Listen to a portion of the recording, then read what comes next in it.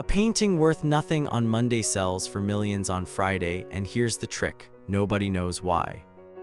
The art market moves roughly $65 billion a year globally, but that number hides something forensic accountants love to find. The money doesn't flow where you'd expect. It doesn't flow to the artist. It flows through a chain of gatekeepers, and each one takes their cut before anyone sees a canvas.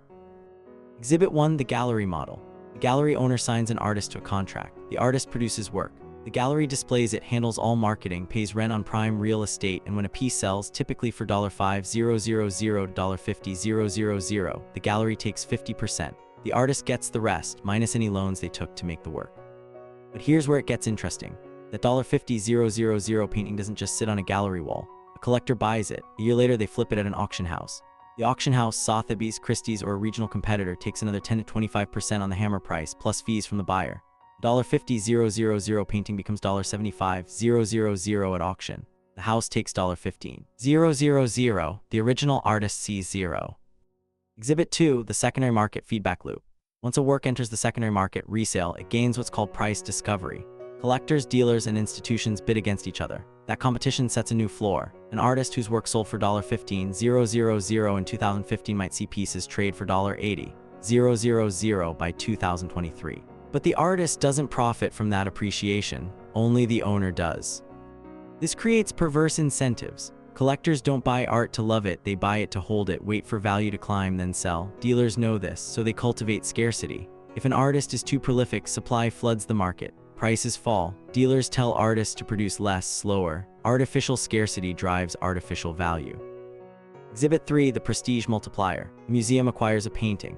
Suddenly, that artist's market value jumps 300 to 500%. Why? Because museums carry institutional weight. Museum acquisition signals to collectors: this work will hold value. It's a stamp of legitimacy. Museums don't buy for investment, they buy for scholarship. But their purchase is the single most powerful price signal in the entire market. And here's the trick: much of that value is speculative. A collector pays $2 million for an abstract painting because they believe that in 5 years it'll be worth $4 million. There's no cash flow. The painting doesn't produce revenue. Its value rests entirely on the next buyer's willingness to pay more. Exhibit 4: the wealth storage function. High net worth individuals use art as a store of value like gold or real estate, but with tax advantages. In many jurisdictions, art doesn't appreciate in taxable gains the way stocks do. A collector can hold a $10 million painting for 20 years, never pay capital gains tax, then pass it to heirs. The value is sheltered. This attracts money that has nowhere else to go. A billionaire can't buy more real estate in Manhattan. Prices are capped by regulation, but they can buy Basquiat's, they can buy Hockney's. The supply of great art is fixed. Demand from ultra-wealthy collectors is infinite. Prices reflect that imbalance. Exhibit 5: the dealer-collector conspiracy. A dealer and a collector might agree to artificially bid up a price at auction. The dealer bids, drives the price higher, then withdraws at the last moment. The collector wins at an inflated price. Both benefit. The collector owns an asset with a higher market comp. The dealer has proved the artist's value to other collectors. So where does the $65 billion actually go? About 50% stays with galleries, auction houses, and dealers as commissions. About 30% flows to collectors as capital appreciation, unrealized gains they hold on balance sheets. About 15% goes to artists, and about 5% disappears into insurance, shipping, storage, and conservation. Follow the cash, and the art market isn't about art. It's about moving money through a system designed to create value from scarcity and belief.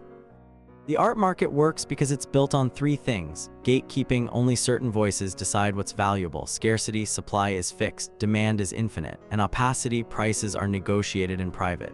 No transparency, no regulation, no cash flow, just belief. And belief, once enough people share it, becomes a balance sheet entry.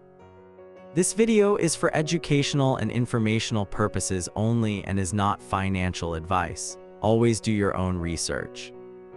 Subscribe for the next forensic breakdown. We follow the money through systems you use every day. This video is for educational and informational purposes only and is not financial advice. Always do your own research.